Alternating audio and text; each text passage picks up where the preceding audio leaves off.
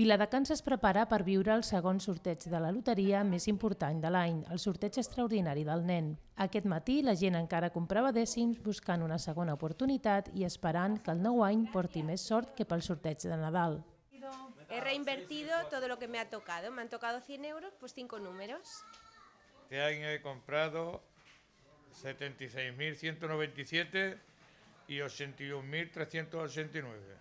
Que el bombo és molt gran i hi ha tots els números. No tinc predilecció per cap. Con el rollo de que te traen de un sitio y de otro, al final vas cogiendo de todos lados y coges mucho. Ya me ha pegado la bronca la mujer, pero bueno. No, si me tiene que tocar, me tiene que tocar y ya está. Y si no, bueno. Pero esperemos que el niño venga mejor.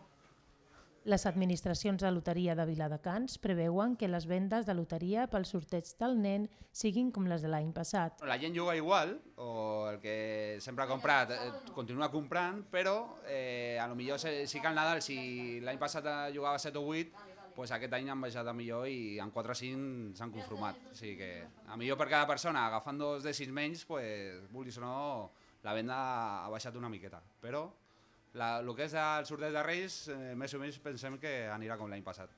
El sorteig extraordinari del nen, que es celebrarà el dia 6 de gener a les 12 del migdia al Saló de Loteries i Apuestas del Estado de Madrid, repartirà 840 milions d'euros.